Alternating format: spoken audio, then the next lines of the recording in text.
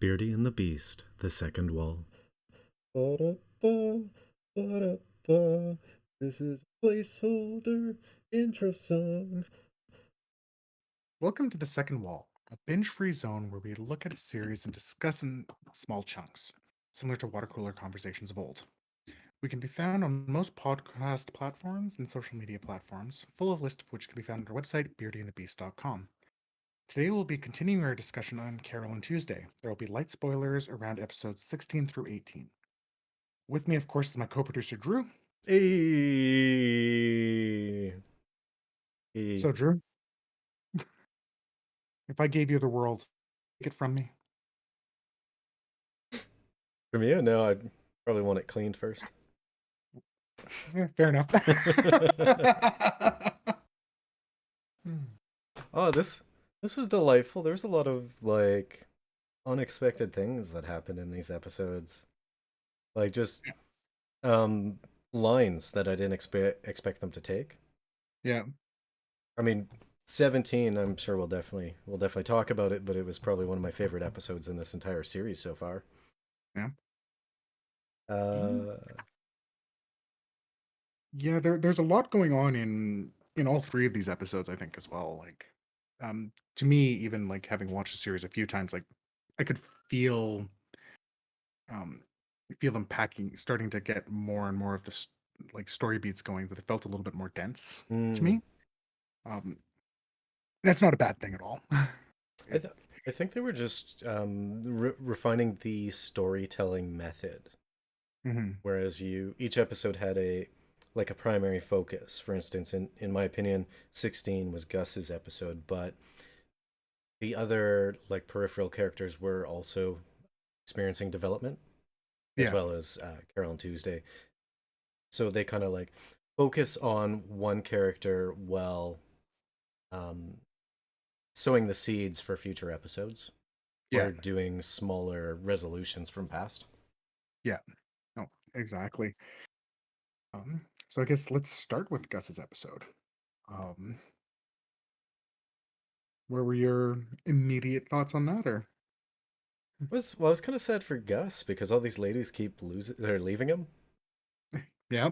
and but I guess on the other side, his ex-wife uh, left him to find happiness, and Flora left him to attain a goal but did not find happiness. So it was like kind of the opposite situation. Yeah. I mean, they didn't super go into Gus and his ex-wife's uh, relationship that much, Yeah. but as far as like the two women that were in Gus's life, you could tell that he had unique and caring relationships in completely different ways for each of them, Yeah.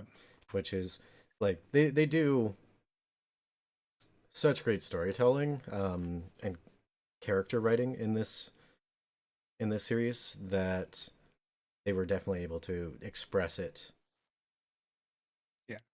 And I mean, it's a character that, even though it's a like Flora, even though it's our first time seeing her, we're not unfamiliar with her, right? I mean, it's Carol's Mm. reason for getting in, right? Um, one of the things that I found interesting, um, it was a nice slight twist, because previously with Gus, we only saw his relationship with I can't even remember her name now, with his Mm. ex-wife. Um, so I think when he was talking to Carol about the betrayal Mm. back in last season, um, I think in my mind, think that's who he's referring to.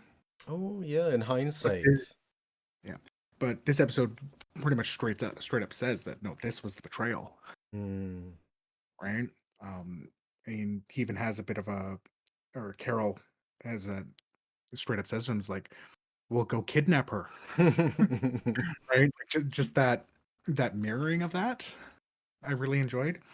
And even at the very end with Flora going, is like, "No, I was the one who betrayed you," right?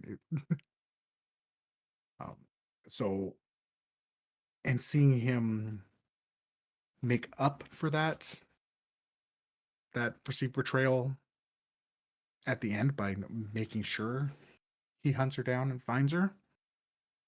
I really liked that. So you get a lot of depth around him, and it also puts context in my mind to things like why he turned down the contract from Mars Brightest, Mm. right? Because he has firsthand experience. I hadn't thought about that, but that is a very good point. I like how it gave more emotional context to Gus Mm. and why he is guiding and trying to protect Carol and Tuesday in like the way that he does. Yeah, Which, I mean, he's kind of more the bumbling type right now. That's kind of where his personality is going, but I mean, he does his best. yeah. And like, there's a lot of parallels just with him finding Flora and him finding Carol and Tuesday. I mean, it's both, him being drunk at a bar Mm. and just hearing it and going, it's like, no, this is something that matters. Yeah. So, I really liked that. Um, For, uh, for for Carol and Tuesday, there's something that I noticed in this episode, which I was kind of noticing before, but it was more solidified in my head. They do something when singers are singing together. They're always looking at each other and looking for like that kind of nonverbal communication, yeah. and they animate that very well when Carol and Tuesday are performing. Mm, They actually look like they're looking at each other for like the emotional beats and like if they're taking the tune up or down, etc. yeah. It's having that sync, right? Yeah. That nonverbal sync. Um, yeah, they continue to do really well with animating these performances. Mm, Like it feels real. And, again, when you're down to 12 frames a second, mm, that's a feat. So, guess because we're talking about Carol Tuesday here, one of the things that I noticed that you've kind of talked about before with what you were expecting to happen with Carol and Tuesday, where mm, it's just people, like the idea of people just getting better, mm, just being around them. Uh, we've had this happen in the past episodes where we hear about the effects that their music has on mm. people. We see the effect in this episode, True. right? And I really enjoyed that. Like you can see the life coming back into Flora as they're singing the cover of her song. So I thought that was a really good, subtle emotional beat. Really shows the effect that they're having on people. Um, let's see. Then there's, of course, kind of. I found Angela interesting in this episode, especially right at the beginning. So we've got Carol and Tuesday who are just so excited to be like number 53 on the Billboard charts, Hmm. right? Which is, let's face it, pretty impressive That is for a actually debut. really impressive. Yeah. And you juxtapose that with Angela debuting at number one. But how was she reacting to that number one? I actually didn't like observe or notice it because like the line through these episodes were more related to like the stalker character. Yeah. Uh, So, so I didn't so even pay attention to that fact, like that she would have known that she was number one. yeah. So it was actually right before the durian costume Mm, all destroyed. She was completely disinterested. She was like you could tell she wasn't satisfied. mm, And I don't think it's because I don't think it's the reaching the top. I think we've kind of talked about this before with Angela's insecurity and such. mm, Um, and she's got a clear drive, right? I think that's what, as we said, that's why she's made Carol and Tuesday rivals for her. But where does she? But I felt I could feel that. But where do I go from that? Um, and again, it probably got, as you said, overshadowed by Black Knight mm, mm, mm. storyline. But it was there. Yeah, if I were to just kind of think about that a little bit, I'm wondering it's possible she was disinterested because she didn't grow through it. It was almost as if it was expected based on the just her name and brand recognition. Yeah, So I mean it was the song wasn't amazing to her. yeah, It just did well because she is who she is. yeah. And it's just nice to see see her recognize that, Mm-hmm. even if it's something small. Um, so do you have any other big thoughts on 16 before we move on to episode 17? No, I really appreciated how Gus got another episode. I didn't think Gus would have an episode, uh, which brings us to one of the best episodes, Ertegun's episode, number Yes. 17. Yeah. I was wondering for the past four episodes. I'm like, where is Ertegun? I want to see him. Uh, And just the whole, how would you say? Oh, I didn't actually write it down. The whole loss of identity that Ertegun experienced, which was tied to losing what he had. It did the way they expressed it didn't make it all right. The way that they expressed this episode was Ertegun's past. He was an artist. He became famous through his talents and his ability and his skill, but then at some point he lost himself to fame and riches. So when he lost his fame, or well, he still had his fame, but when he lost his riches, and then following that, the the piranhas in the Mars, news articles were tearing him apart, uh, damaging his fame and his image.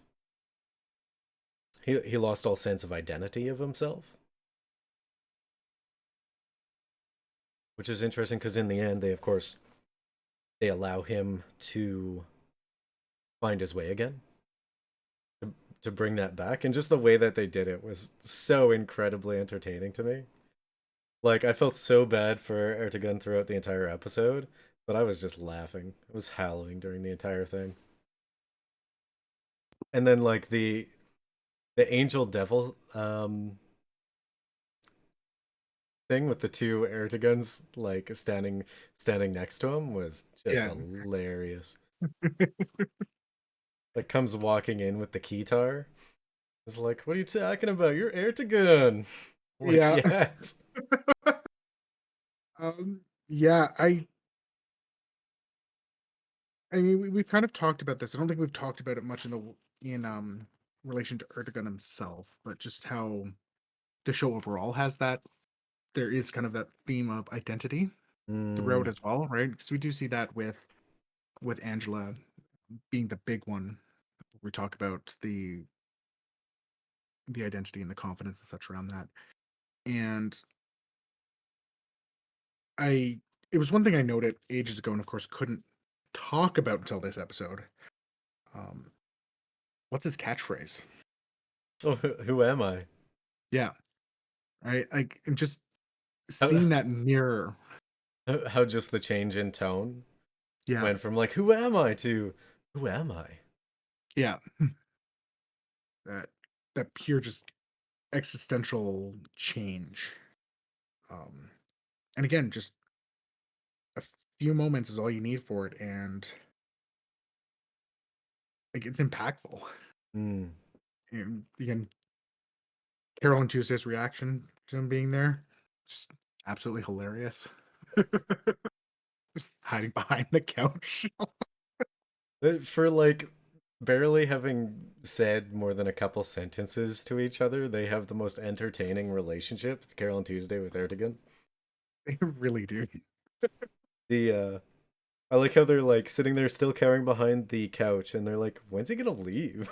Mm-hmm. He's just like sitting there playing the piano. Yeah.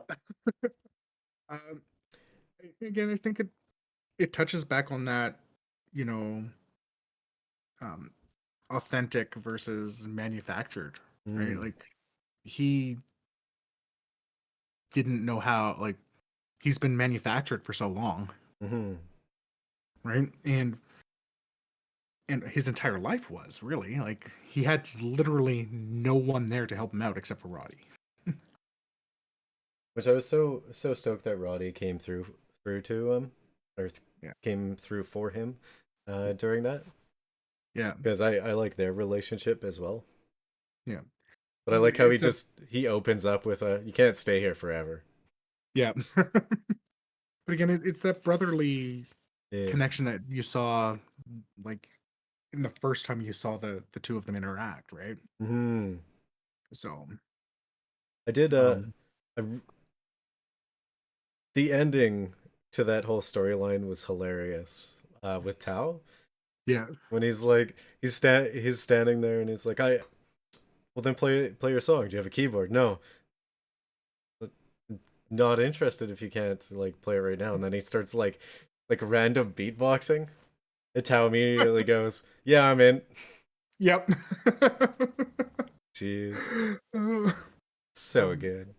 yeah, uh, yeah, and I think a few of those things that could, in my mind, I see a little bit more of Tao's character showing through there again. Well, he's beginning to be able to fully recognize things that are authentic. Yeah, He seemed to almost first experience that with Carole and Tuesday, and now he's hearing it through Ertigan. And yeah, I also noticed that the AI version he had of Angela, like that's a song that he had never even brought to Angela. yeah, If it was something good, he would have. And it's I'm wondering if I mean they haven't implied this, but I'm wondering if that'll be something in the future where yeah. he'll have trouble making music for Angela because it doesn't have that authenticity. Right, But that doesn't make sense actually because that authenticity is actually found in the great machine building that is essentially analyzing Angela's emotions right. and her mannerisms. So I don't know what to think about that. That's a yeah. I might just be saying things. um, well, let's see. Uh, I love Toby's producing style. Just like saying everything is not great and then uh just eventually like it is the greatest. Yeah. Well, saying everything is crap, and the one thing I really enjoyed while he's saying this and like stopping them playing songs is you're watching his toe tap. Hmm. Right? Um, I like how Carol and Tuesday try to sneak in Oh yeah, a that song that the already knows first song. crap. Like he knows. Yeah, I think that's absolutely adorable of them. Uh, and then uh, I I guess do we get a little. Oh, yeah, we get some of that stalker intrigue, yeah. which was nice and refreshing. That was the kind of negative storyline that I'd have preferred seeing in Carol Tuesday. Mhm. Like none of this politicking stuff. I'd like this stalker as far as having like the dark storyline. This is what I would prefer. Yeah. Um, it sucks that it's on Angela because I think she just had like so much toxicity in her life to have this additionally.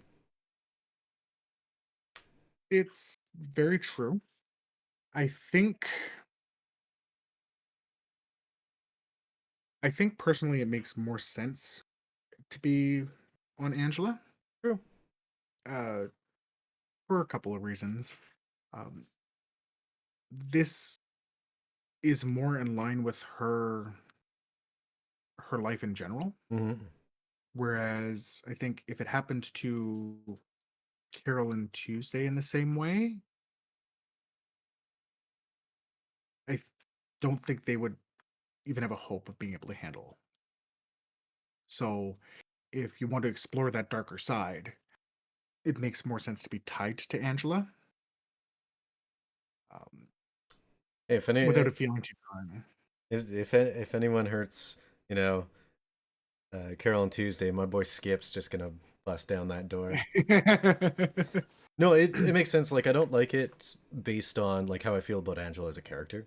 Yeah, Based on the story itself, it makes like the most sense being this negative storyline to be on her.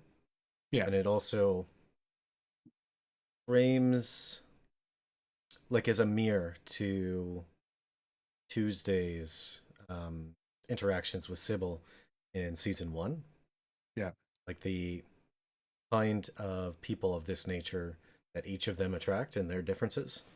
yeah, Uh, like Sybil was willing to harm Tuesday, but this stalker guy is willing to like kill people. yeah. Very, very true. Um, I And I guess, know. oh, I guess that's it. It's a season 18 thing, but I guess I was completely wrong about all my predictions as to who the stalker could have been. um, it is interesting with the stalker though, because right up until the end of the episode, yeah, it was at the end of the episode where he gets hit, right? Hmm. Uh, If you notice, Angela had the same distrust of Aaron that she did of her manager. It was still in her mind that that's who it could be. So I kind of enjoy that, even though they showed us right away that it wasn't him. Just seeing that they're real characters. They're not. They don't know the plot like the rest of us do. So I kind of enjoyed that. Well, I She mean, kind of kept that up. she definitely sensed something about Aaron wasn't right Yeah, because he was just using her, yeah, and uh, she probably sensed that something was off about him. I mean, hmm, I didn't like him from the get go. yeah, Like I, you know, throw him out the front door. yeah. uh, and It was then, the rise from chart placement 53 to 18 was good on here on Tuesday. hmm, Super stoked. The fact that they got that high on this song, I'm actually very surprised. yeah, Both musically speaking and story speaking. hmm, I'd expect them to go, like hit 30s maybe, and then their next release, have the slow climb yeah, through multiple releases instead of a single. But yeah. They did seem to imply that it was a slow climb. I mean, we don't really have a scale of how long there is between episodes. yeah, yeah. But they did at least make the passing note of you've slowly been climbing to here. So So I guess that I didn't really see anything else. I guess that probably brings us to episode 18, Tuesday's yes, episode. very Uh, much so. let's just say I'm happy it turned out how it did, because I still think, what's his name? Kyle? Heath? Yes, Kyle. I still think he's a slime ball. I don't know why I don't like him, but I don't like him. Not Okay. not to the extent that I disliked Aaron. Yeah. I mean, this is one Aaron that I wish I was not. That's an old school reference. Um, I did So, notice a few things animation wise in this. The animation seemed less refined, hmm, more rushed, and I don't know if it was because of this, but I also kind of noticed that Gus was smaller or thinner. Yeah, I missed that. yeah. So I don't know if it'll follow through, and it might have just been like the. It seemed like there was less effort in it. conversation. So it might have been from that, but it's just something that I noted down. Hmm. Um, it's interesting because I was thinking, like, I didn't note it down, but it's like the animation at the end of the episode I actually thought was really good with, Mm. right? Um, so I guess we'll go into Tuesday. I just want to kind of make a non sequitur first. I really loved Tao and Ertigan bumping heads right at the beginning of the episode, Yeah. and Angela's response is like, "No, just let me sing." um, which again just kind of shows like I think she does definitely have the passion there. Mm. Um, another big thing that happened in the episode right at the beginning was their meeting with Hefner. Yes. Mhm. Uh, they go from like feigning disinterest to like, you know, let's play. I want to play. Yep. Well, I And think just like the giddy jumping down the escalator afterwards. that matches between Angela and Carol Tuesday. Yeah. They just want to perform. Yeah. I think that's. I mentioned you probably asked me about Angela's character at the end of this, but the big thing I imagine for her is she just wants to perform to actually be on that stage. Yeah. I think they'll develop that more. They might even just straight out have her say it. Yeah. All right. The another thing that I noticed in this episode had was the second episode where they had a song that was being song in the episode that wasn't played directly by someone in the episode. Yeah. Yeah, they do it very sparingly, which is interesting because it definitely gives a different impact Mm-hmm. to what's happening too, right? Um, interestingly, now that you mentioned that, both times was in Tuesday's episodes. Mm. That's actually a really good point. Though one difference between this one and the one in episode 12 was this song is actually sung by Carol and Tuesday, Mm. even though it's not them singing it. So, whereas the other one was, I don't even know who the other, like, it was someone completely different. Um, but it resonated very well. I think it resonated a lot better than it did in episode 12 with the music playing. Mm-hmm. Uh, it kind of gave me the impression of even though they weren't singing the song, this was the inspiration for the song. That makes sense. Yeah. Yeah, I feel that. Yeah. Um, so um again, being Tuesday's episode, I know you're not a big fan of Kyle. Um Tuesday clearly is. um Not my I Tuesday. You can do better, Tuesday. I Do much better. uh, Have you met Roddy? I think I don't have the issue with Kyle that you do. Uh, and I can't say if that's because I know where the story was, but I don't think I ever quite had an issue with him, even my first viewing. Oh, you just get that Uh, sense, like when you meet someone or you talk to someone, just their mannerisms, the way that they act and the way that they talk, and, just puts you off and grinds you the wrong way. hmm, Like I get, this guy's gonna try to sell me a used car feeling. I don't trust him. I mean, I'm probably wrong, but there's just he gives me this feeling, and I mean, it's not like he was leading on Tuesday. It's not no, like he was manipulating her in that way, even though there were several situations during the various interviews and discussions where I really got that feeling that he was gonna, you know, take random quotes out of that to attempt to smear her mom. And it might be that they just didn't express that he's actually going after campaign organizer, Yeah. which is likely where they're going, but they probably didn't express it well. Oh, someone totally missed half that interview.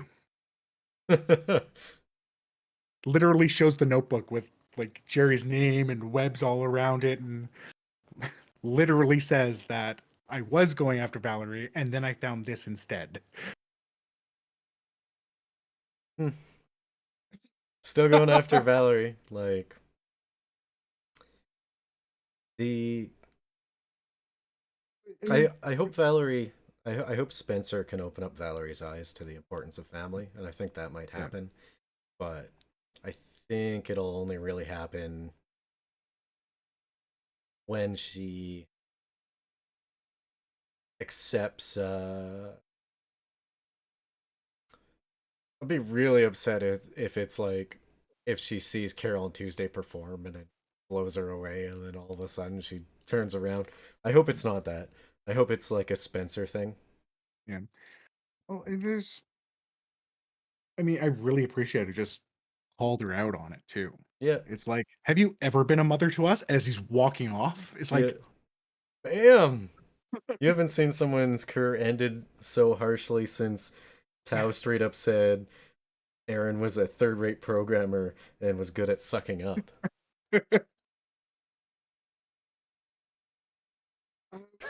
yeah. um, One, I, so the whole situation, like, obviously, we think the organizer uh, somehow is involved in the explosion at the temperature regulation plant. yeah, I mean, that's what's implied, and that's probably what's going to happen. I don't think they're going to make it that complex. That's going to be used to manipulate Valerie, and then, of course, be used as some like political thing. yeah, Um, I'm not interested in it. Again, I don't like this storyline, so I kind of toss it out my head. I think it's the yeah, most straightforward of all of them. Uh, in fact, I don't like it, but I'm happy that the whole like Tuesday was interested in Kyle, and then it turns out like Kyle has a girl, so Tuesday was upset. I'm glad that happened yeah, because that brought it a little bit more home. yeah, That brought it back into the internal circle, made it interpersonal rather than some big like amorphous, political bull that was happening. yeah, It essentially, if this is a slice of life, that politicking in this episode is, the pizza place down the road. yeah, Like, I want a piece of this cake, not a piece of that pizza down the road. yeah. Uh, It, the politicking, like, I'm with you. I'm not the biggest fan of the politicking there. I mean, we kind of had to expect something like that happening though when when we're introduced to Valerie as a politician. mhm. So It's story changes. it's I yeah, mean, I wouldn't change anything about this series, but they could have illustrated Valerie's character in the exact same way by making her a CEO instead of very true. and could have had very similar things with like board members and company. Yeah, Uh, very true. one thing to completely change is something that completely astonished me, and I noticed it immediately, and I was very surprised. It snowed on Mars. It did. It snowed on Mars, but there was no perceived reaction from Carole. There wasn't a moment related to her in this episode. I know it's Tuesday's episode, and it'll probably be snowing in the next episode. But I'm surprised they didn't have like a wistful like feeling snow on her hand because she had never experienced it situation. So I'm super curious about that, and I don't want to say let down because 18 was so packed as it was Yeah. that it might have made it messy. But I'm it's gonna something. assume you meant Tuesday's reaction to Snow, not Carol's reaction, right? Carole's reaction Because based on Carol has seen Snow before. I see because she asked Dan about snow on Earth and what it feels like. Oh, right, she did. Nope, I'm getting characters mixed up myself. Yeah, she was a little Yeah, baby. she's too small. Yeah, Yeah. and I think, I mean, maybe this is purposeful as well. As I'm thinking about it, it didn't start snowing until she was actually like going out and looking for Tuesday. Mm. Ooh, I like this. I like this line of thinking. This is right on par with the type of storytelling they do in this. The fact that this was definitely a situation related to Tuesday, but it didn't actually start snowing until Carol entered the scene. Yeah. Hmm. I wonder if this is going to enter us into a storytelling winter. I wonder if that'll be a situation. It'll be very on the nose, but I wouldn't mind if they did that at this point. Yeah. Which it would also mean that this season's going to peak quicker. I mean, it already is. It's ramping up Mhm. very fast. I am getting kind of worried at this point that I'm gonna have this feeling at the end of it where I go, season two should have been 2 seasons. I could see that. Yeah. Uh, the other quick things to talk about again, just showing again how well this show is just at, does at conveying so much emotion in like a frame or two, Hmm. and just like how easily it was to show how smitten Tuesday was, and then like a very similar shot. See, watching her heartbreak in a frame. Hmm. Like they do again so well with the little bits, with the little bit of time they have, and just Well, it's no props to waste. the show. Yeah, no wasted shots. I mentioned this in season one, maybe twice. There's never really any wasted shots in it. Yeah. I think they just do so well with the little mannerisms, Mhm. and it helps accentuate everything. I think the real art in this is the character storytelling and how each person's relationship is unique, different. Yeah. For instance, I can't. I'm probably not equipped to express it at the moment, but you definitely get that feeling that Carol and Tuesday have a relationship with Gus. Carol has a relationship with Gus. Tuesday has a relationship, and all three of those is different. Yeah. It's kind of like if you have a friend, you have two friends, and they start dating each other. Mm. Then all of a sudden there's three different relationships. Well, four technically, but Yeah. you have three different relationships with the couple. Yeah. Uh, is what I would say. Yeah. So Yeah. guess it's about the time for you to ask me about characters. It is about that time. So I've got my list. So, um, Ertegun. Ertegun. This is this had something which I personally felt was missing with a lot of the characters so far, Mm. and that is a primary or personal change. Most of them have just been like slowly developing characters that are like just slowly discovering themselves or becoming whole. Whereas in this episode, it was very clear that Ertegun, when 0 to 60, had a major change occur in his life. Like I haven't seen something so big in this series since Gus discovered Carol and Tuesday, and Carol and Tuesday discovered each other.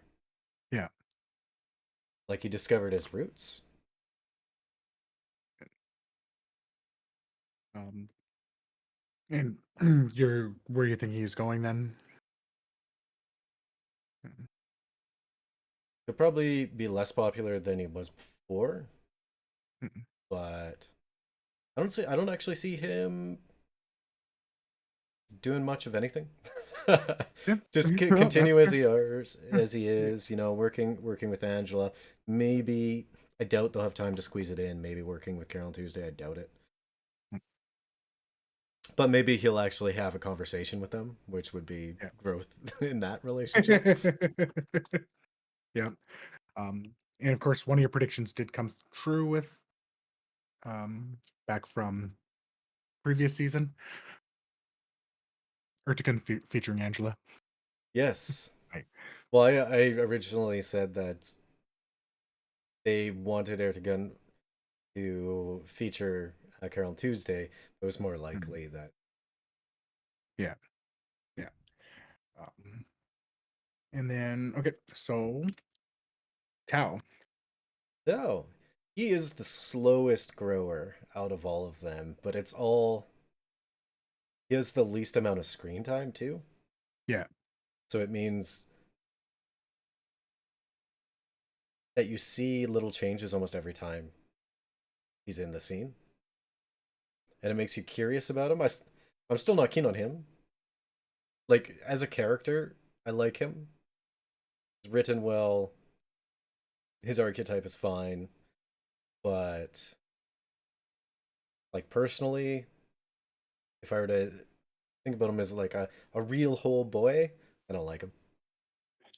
All right. And and you did kind of mention this before. You're thinking part of what's going to come up with him was having issues mimicking that authenticity going forward. Hmm.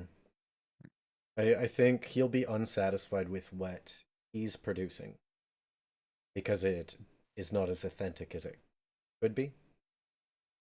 I wonder if he'll reach out to Erdogan for that. Hmm. No. Angela. Angela. She actually has the most interesting storyline and character develop. But it's also because she's come from like such a toxic place. So there's a Right. whole lot that can be done with her. So let me think here. Yeah, I think she'll discover that like her heart and her soul are in the music, in performing. Like, it's something that she actually truly enjoys and loves doing. It's the one thing she does for herself, whereas everything she's doing based on expectations of her.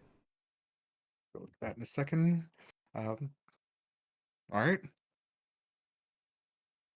What about Kyle? Kyle, jerkface Kyle, the jerk, Yeah. Yeah. breaking my girl Tuesday's heart. I mean, technically, she broke her own heart on him. Yeah. It was obvious that he didn't have romantic intentions, but they could have been read that way. Yeah. Uh, I don't know. He's probably gonna end up being altruistic, being a really good guy and stopping a really bad guy. I don't have to like him though. I mean, even Carol said that you can't trust a guy with 5 o'clock shadow. Yeah, it's like you never trust a guy with a chin strap.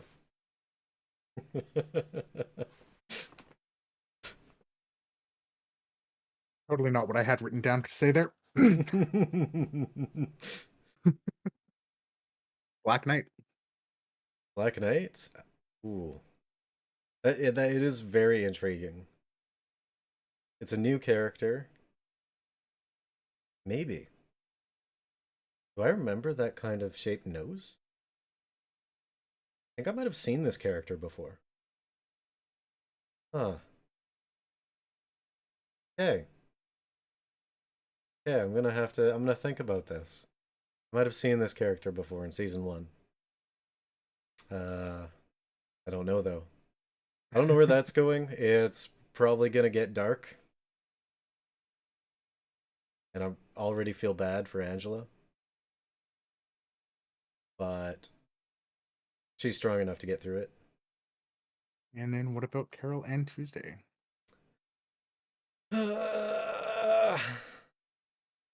So why does it seem like Tuesday hasn't said anything to Carol about Kyle? And or yeah, why does it seem like Tuesday hasn't said anything to Carol about Kyle? Why does it seem like Carol hasn't said anything to Tuesday about Dan? Like, they establish these two characters as being very close, very tight knit, but they're holding things back from each other. I'm wondering if there's going to be some type of conflict between them and their inability to express or discuss these things together. But then again, that might just be a rehash of what they did at season one. I'm just curious about it. I, I wonder because that was very defining for Carol, like emotionally. Yeah. Why hasn't she expressed that to Tuesday? And I mean, less so unimportant jerkface Kyle. Um, oh, by the end of this, I'm probably gonna have to call him the hero of Save the Day Jerkface Kyle or something. I don't like it. Jerkface Kyle did help Tuesday with that panic attack pretty deftly. Um, I guess I this did appreciate that he did run around and make sure everyone is okay. I guess doesn't mean this is going he's to be doesn't mean he's a good person. Still a jerk. this is going to be the first time that I am going to completely disagree with you in one of your character interpretations What? or your character things. Yeah, and specifically with Carole and Tuesday, I don't think Tuesday needed to say anything about Kyle. I think it would have been just going back to that efficiency of the show. Hmm, It was already there, I guess. right? Again, there's a whole reason why Carol says, don't trust the guy with 5 o'clock shadow, and just that immediate response at the end. It was one of those things where nothing needed to be said. So, I suppose. I mean, that makes a lot of sense. yeah, I it's one of those things where it's like you want. I understand you want the conversation. I think that was fine being a silent conversation. Yeah, I do. I definitely want. I want them to spill out. Maybe it's because I know that it'll prevent conflict for these two characters. Like, I am growing attached to them, so I want to Yeah, make sure that they're happy, that they do well. So them communicating with each other is the strongest way that they can ensure their happiness. yeah. So that's for. I probably want them to have that symbolic thing for me, person. And- Fair enough. Any closing thoughts? No, I think that covers most of it. I'm excited to see what happens, and I'm intrigued about the stalker stuff. I'm actually less curious about Carol and Tuesday's album coming out than most of the other storylines in this. Mm. Yeah, That thanks for huddling around the second wall with us here again tonight. Join us next week as we discuss the losers at Media Club. The week after that, we'll be back with the penultimate episode of Carol and Tuesday. the season finale. Uh, Almost season finale, the penultimate season finale. oh yes, yes, yes, yes. Yep. um, please join in the conversation, comments, or on social medias. We'd love to get your thoughts on Carol and Tuesday. And full list can be found at beardyandthebeast.com. Please give us a share, like, all of that stuff, because we want to touch everyone's hearts like Carol and Tuesday does. I'm okay. You gotta wash yours before I touch it.